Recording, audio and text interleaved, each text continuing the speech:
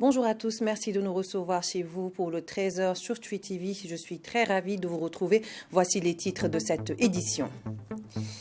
Hier, la communauté chrétienne a célébré la Pâque. Retour dans ce journal sur les grands moments de la célébration de la messe pascale à la paroisse Saint-Camille à Ouagadougou. Dans cette édition, vous allez découvrir des métiers atypiques. Celui qui se fait appeler Dr Zongo répare les carrosseries endommagées des motos et Valentin Ouedraogo, lui, est exploitant artisanal de granit à Pissy. Et enfin, en Haïti, Pâques, c'est aussi l'occasion pour les adeptes vaudous de faire un pèlerinage. Mais de quoi s'agit-il exactement? Réponse dans ce journal.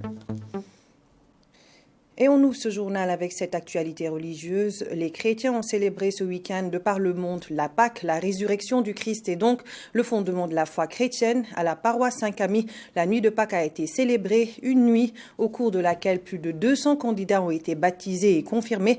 Retour sur les grands moments de la célébration avec notre reporter Maxime Bambara.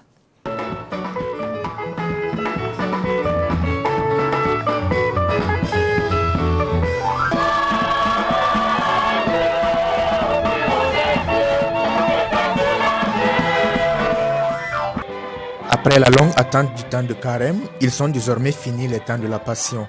Et c'est naturellement avec joie que les fidèles chrétiens de la paroisse Saint-Camille célèbrent en cette nuit la résurrection du Christ. Tout commence avec la liturgie du feu, symbole du Christ lumière et qui annonce la Pâque. Le Christ qui a souffert, mort et ressuscité sauve ses créatures du péché et c'est tout le fondement de la foi chrétienne. Effectivement, nous venons de célébrer la résurrection du Christ et nous disons que c'est la grande fête chrétienne, voilà, la plus grande fête chrétienne, parce que cela nous plonge dans le mystère de notre rédemption, dans la passion, mort, résurrection du Christ. C'est cet événement, Jésus-Christ, qui nous obtient le salut. Et c'est grâce à Jésus-Christ, grâce à son amour infini, à son don, le don total de sa vie, que nous avons le salut. Et cet événement est très joyeux parce que nous avons accueilli au sein de l'Église de nouveaux baptisés et la résurrection du Christ fait naître également les hommes à la vie de Dieu. La liturgie baptismale, ce fut également l'un des moments forts de cette célébration. Et ils sont au total 113 candidats qui ont été baptisés et 112 à recevoir le sacrement de la confirmation après au moins 3 années de catéchèse.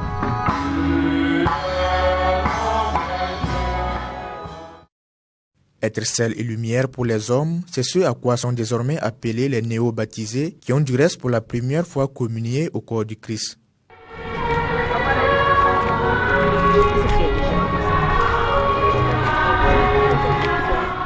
C'est un moment que j'ai attendu très longtemps et aujourd'hui, je suis heureuse. Le baptême représente la vie nouvelle en Jésus-Christ, en ma personne. Je dois être celle lumière dans mon milieu de vie.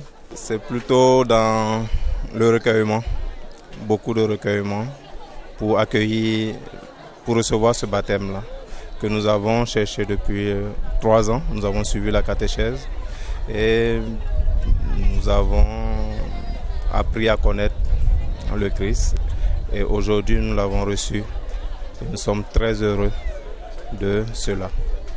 Cette célébration de la nuit pascale qui aura duré près de 5 heures d'horloge a également été l'occasion pour de nombreux couples de se jurer amour et fidélité devant Dieu et les hommes.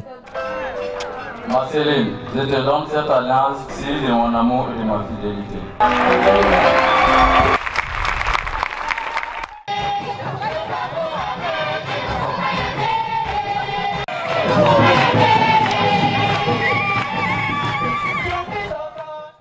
Libéré désormais de tout péché, chacun doit se battre selon le Père Alfred pour garder la flamme de sa foi allumée et progresser sur le chemin de la sainteté.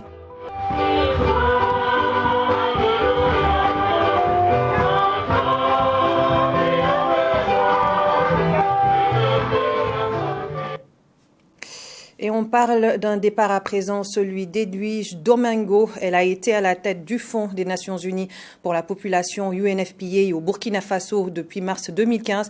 Elle s'est vue décerner la médaille de chevalier de l'Ordre national ce vendredi 30 mars. Appelée à d'autres fonctions, c'est une femme animée d'un sentiment du devoir accompli qui s'est exprimée au micro d'Abdoulaye Konaté.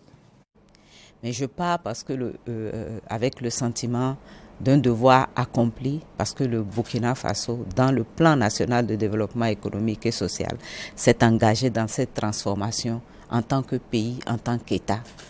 Et les interventions actuellement en train d'être finalisées augurent en fait de ce que les vies sont en train de se transformer.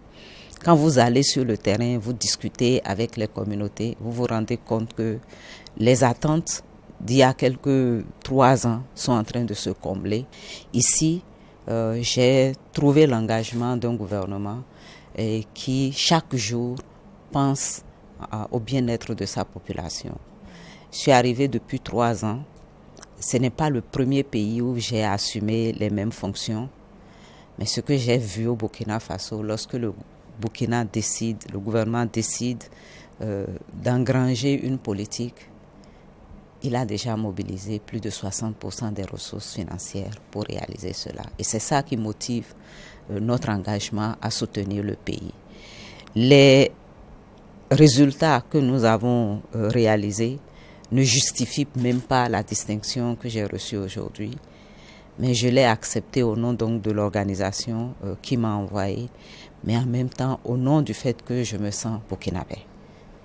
C'est le chef de l'État lui-même qui a décidé de décerner une distinction honorifique au docteur Adekambi et pour reconnaître les efforts qu'elle a vraiment déployés au Burkina Faso pendant les 3 ans qu'elle est restée ici. Et lorsque vous voyez les résultats, elle en a rappelé quelques-uns, les questions de santé de la reproduction, les questions de dividendes démographiques, l'emploi des jeunes et les droits finalement des jeunes. Et lorsque on fait le bilan, on se rend compte vraiment qu'il y a eu un engagement qui a permis d'avancer l'agenda, et non seulement de l'UNFPA, mais des Nations Unies en général. Place à notre page spéciale Zoom à présent. Aujourd'hui, nous vous en proposons 2. Nous avons fait un tour chez celui qu'on surnomme Dr Zongo et chez les exploitants de granit du côté de Pissi à l'ouest de Ouagadougou. Dans l'élément qui va suivre, vous allez découvrir une clinique pas comme les autres. On y répare des motos amochées et le praticien Philippe Zongo s'en sort plutôt bien. Regardez. Fort d'un imaginaire atypique, le docteur Philippe Zongo redonne vie dans cette clinique. Il est spécialisé en chirurgie esthétique du plastique. Ayant quitté les bancs très tôt, par manque de moyens financiers, il va d'abord s'adonner à la soudure. En fait, je travaille avec un patron à la Jeune Une. Il a fait 2 ans là-bas. On les mettait les plaies. Bon. En fait, ce n'est pas des capots qu'on collait là-bas. On soudait de la terre là. On lavait ça et puis on fait. Mais ici, il n'y a pas fait ça ici quoi. On a fait les capots là un peu. Et c'est un travail qui me plaisait beaucoup quoi. J'ai quitté là-bas, j'avais 8 ans maintenant. Capot, selle, chaise, phare, il soigne tous les maux qui affectent le plastique. Mais comment parvient-il à réaliser toutes ces prouesses? Bon, moi je travaille avec charbon. Si tu viens, j'entends le prix, je demande. Je te donne l'air que de venir prendre après. Je mets le feu au feu, ça va bien chauffer. Je prends du colle et puis du colle fini avec feu là, je mets le colle. Le colle là on appelle l'usine. Je mets le colle, je pose dans le soleil là, la chaise, je t'appelle, tu viens prendre ta moto. De fil en aiguille et transporté par un désir d'apprendre les contours du plastique, il décide de s'installer à son propre compte. Et à l'en croire, il gagne bien sa vie à travers cette activité. J'ai marié à ma sortie parce que j'ai nourri ma famille là-bas. Tout se fait là-bas. J'ai une moto. J'ai travaillé là-bas pour payer mon moto là.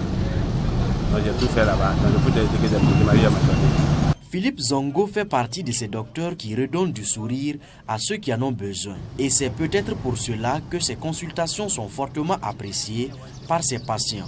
Ça fait à peu près 1 an que je viens arranger ma moto ici. En tout cas, on l'apprécie. Il arrange bien, il fait bien son boulot. vraiment, il est bien. Moi, je suis mécanicien, j'envoie des capots à coller. Mais en tout cas, depuis que j'ai commencé à envoyer, vraiment, il n'y a même pas de problème. Il fait bien son travail. Donc, il a commencé le travail, ça a duré. Depuis, vraiment, j'ai jamais eu de problème avec lui. Même s'il fait un travail et que je trouve que, bon, je lui dis de le faire un peu, vraiment, ça va. Ils sont nombreux, ces docteurs du plastique, à travers la ville de Ouagadougou. Cette activité est devenue une source de revenus pour ces acteurs et comble de bonheur ces propriétaires des engins à 2 roues, surtout dans une capitale où on enregistre en moyenne 20 cas d'accidents par jour. Un reportage signé Yumondia Bachir Doussa. Bachir Doussa qui s'est rendu également à Pissi. Dans ce quartier situé à l'ouest de Ouagadougou se trouve une carrière de granit dont l'exploitation, qui est artisanale, a débuté dans les années 90. Immersion dans le quotidien de Valentin Ouedraogo, exploitant artisanal de granit. C'est un jour de week-end. Contrairement à d'autres travailleurs, Valentin Ouedraogo se rend au service. Dans son cadre de travail, il n'existe point de jour férié. Pendant que les derniers rayons solaires tardent encore à illuminer dans le ciel, notre travailleur s'apprête à prendre l'ascenseur qui mène droit à son bureau. Une fois arrivé, place au travail. Bon, quand je viens le matin, on prend les pneus, on fait le décollage. Mais les pneus, on met les fers et puis on mouille la terre avant de pouvoir faire chauffer les cailloux là. Dès que ces roches de granit enfouies dans le sol subissent la chaleur, elles deviennent plus légères, donc plus faciles à réduire en petits morceaux. Mais pour cela, il faudra patienter une semaine plus tard. En attendant, d'autres roches de granit préalablement traitées attendent Valentin. Deuxième étape, si on finit de taper les cailloux, on classe pour vendre avec les femmes là. Et aussi, il prend, il commence à taper pour que ça devienne petit. Voilà. C'est à ce stade du travail que les femmes entrent dans la danse. Elles doivent réduire en petits morceaux le granit pour faciliter le transport et l'exploitation. J'ai payé cet tas à 2000 francs CFA. Ensuite, je le donne à casser en de gros morceaux pour moi à 700 francs. Moi, je concasse en de petits morceaux et je revends à 4000 francs. Après le concassage, il faut faire remonter le produit fini à la surface de la terre. Et c'est là qu'un autre groupe d'acteurs intervient dans la chaîne de production, les transporteurs. Nous, on assure le rôle de transporteur. Je monte à 8 h et je descends à 18 h. Nous gagnons par jour entre 1250 et 1500. Le manque d'hygiène, du matériel de travail, les accidents de travail, les maladies sont autant de problèmes auxquels les travailleurs du granit font face. Ici, la maladie là, c'est le mec qui nous dérange. Bon, c'est la tuberculose là, comme la gaz de Pinet là. Voilà, si c'est pas ça, il n'y a pas une autre maladie. Le concassage du granit est un travail périlleux réservé aux titans. Ici, il faut être sûr de sa condition physique au risque de plonger dans la consommation des stupéfiants. Non, nous on ne prend pas produit. Non, on ne prend pas médicaments. Voilà, c'est Nescafé seulement qu'on prend pour taper. Si tu prends un médicament, même tu ne peux pas travailler ici. Voilà, parce que comme il y a trop de chaud là, tu ne peux pas travailler. Ce site compte environ 1200 hommes et 1700 femmes, parmi lesquels la situation des femmes et des enfants se présente comme la plus difficile. Ici, c'est une question de survie et de celle de sa progéniture.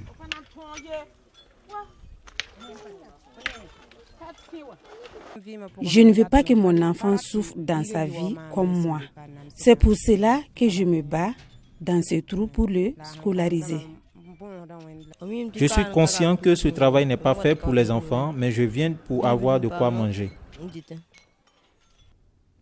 Situé entre le camp militaire Sangoulé-Lamizana et le siège de la Sonabi, cela fait plus d'un demi-siècle que ce site est exploité de façon artisanale. Mais aujourd'hui, entre instinct de survie des travailleurs et ces gaz nauséabonds qui impactent forcément sur la santé de la population riveraine, l'arbitrage de l'autorité publique se présente comme une équation à 4 inconnus. Tôt ou tard, elle devra prendre des mesures idoines vis-à-vis de l'exploitation de ce site granitique de Pissi. Et on parle sport football. La 21e journée s'est jouée ce week-end et l'affiche qui a cristallisé toutes les attentions, c'est la rencontre de ce samedi qui a opposé Salitas à l'USFA. Score final 2-0 pour l'USFA. Résumé du match qui s'est joué au stade municipal de Ouagadougou avec Assami Tiamtoré. Cette opposition était attendue comme le choc de la 21e journée. Le Salitas venant d'une victoire face à l'US Comoé se lance rapidement avec des attaques.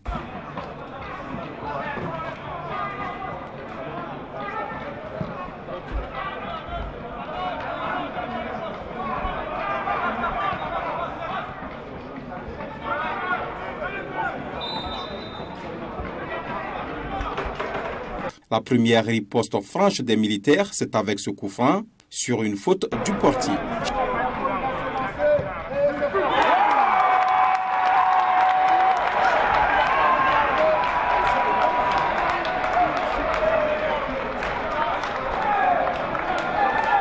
Cheikh Aboubakar Ouedraogo ouvre la marque avant même la demi-heure. Salitas mené au score sort le grand jeu jusqu'à la pause. À la reprise, Ladi Koulibaly injecte Cyril Pan pour apporter du sang neuf à l'équipe. Celui-ci se crée des occasions, mais à la conclusion, ses coéquipiers manquent d'efficacité.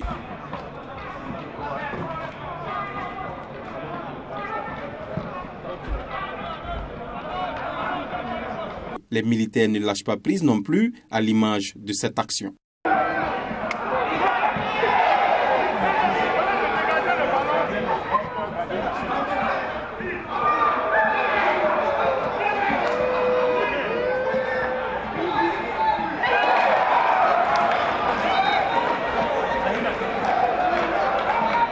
Une réaction qui donne fruit à la suite de ce coup franc. C'est le but du break et de la victoire pour l'USFA qui renoue avec les 3 points après le match nul face au RCB à la 20e journée.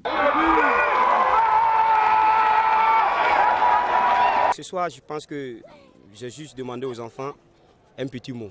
J'ai travaillé tactiquement sur toute la semaine et j'ai dit en conférence de presse qu'il y avait un marquage qu'il fallait faire individuel sur certains joueurs. Vous avez vu, je ne dirai pas les noms, qui n'ont pas pu réellement s'illustrer malgré les efforts.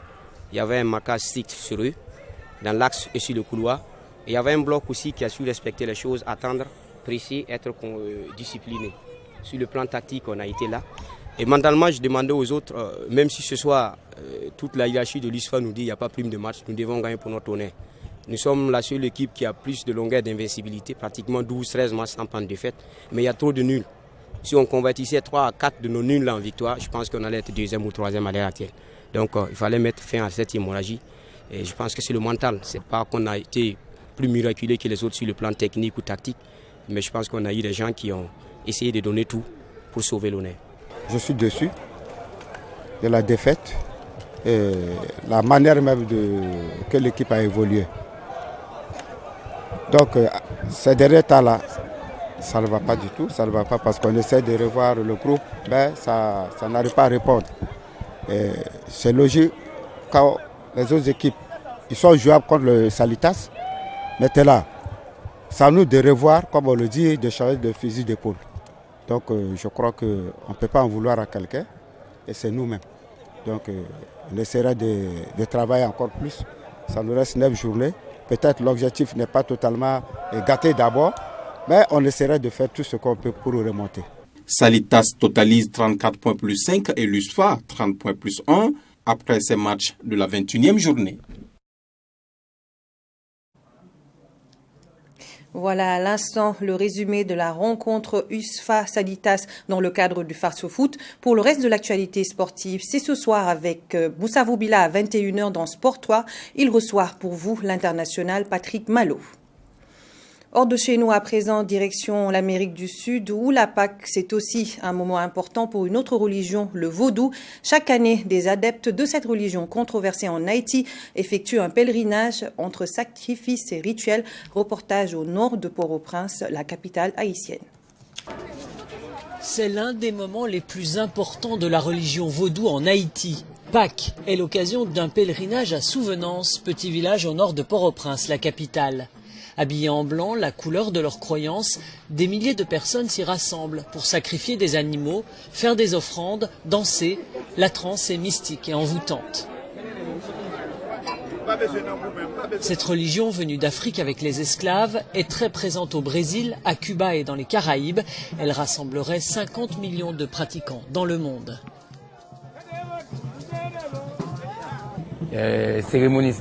Lors de ces cérémonies, 101 esprits peuvent apparaître. Chaque jour, il y en a un qui peut apparaître. Beaucoup d'esprits différents peuvent nous rendre visite.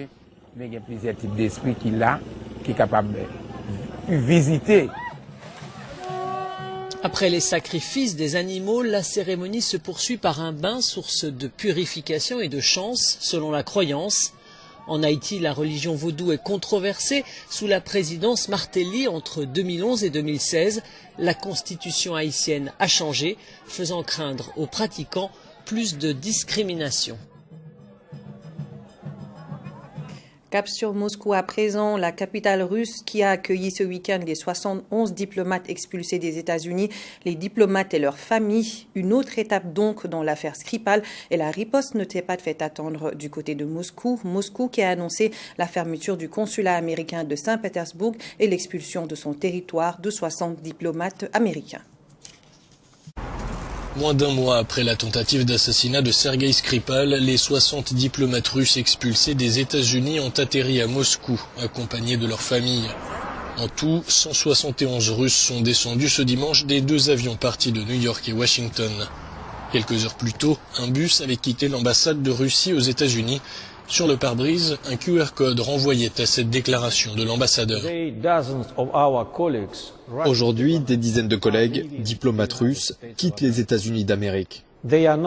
Ils ne sont pas des ennemis des États-Unis. Les autorités américaines ont expulsé des amis des États-Unis. Nos diplomates travaillent au développement de la coopération entre la Russie et les États-Unis. La Russie, qui nie être derrière l'empoisonnement de son ancien espion, a réciproquement annoncé l'expulsion de 60 diplomates américains et la fermeture du consulat des États-Unis à Saint-Pétersbourg, dont le balcon a été dévêtu ce samedi de sa bannière étoilée. Place à notre édito du jour. Bernard Bougman, notre chef de desk politique, décortique pour nous le procès du putsch manqué de 2015. Regardez. Dans ce procès, nous parlerons de l'attitude d'un homme, le général de brigade Gilbert Diendéré, l'homme de main de Blaise Compaoré. Il a d'ailleurs été l'adjoint de ce dernier dans les années 80 à Pau et ils ne se sont plus jamais quittés. Présenté comme l'une des boîtes noires de la République et monsieur dossier militaire du pouvoir de Blaise Compaoré. Le RSP, c'est sa fabrique, c'est son œuvre et il en est très jaloux, même après la dissolution de cette garde prétorienne de Blaise Compaoré. Il a été à l'œuvre du maître en 1983 à l'avènement du CNR. En 1987, lors de l'assassinat de Thomas Sankara, il a été aperçu sur les lieux juste après le drame, selon des témoins. Et en 1989, dans l'affaire Boukari Lengani-Henri Zongo. En 2003, lors du putsch avorté de Arma Wali et Nao Babou. Et en 2011, lors des mutineries. En 2014, il est également intervenu en imposant un Zida pour la restauration. Et même après, puisque quand le putsch a été consommé, l'homme a assumé sans sourciller. C'était une erreur, je le reconnais et je l'assume. Je regrette les pertes en vies humaines, mais je l'assume. Je répondrai devant la justice. En bon soldat, sachant cultiver la discrétion, l'homme, à ce qu'on dit, était pressé d'aller au procès. Mais on ne dirait pas vraiment, car le commando parachutiste ne semble plus vouloir faire le saut tout seul. Pourquoi, monsieur le soldat? Mon général, qu'est-ce qui n'a pas marché entre-temps? L'occasion de vous expliquer a sonné.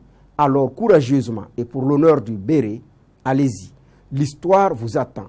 À la vérité, vous savez que vos témoins de luxe ne viendront pas tous, et vous le savez de votre position.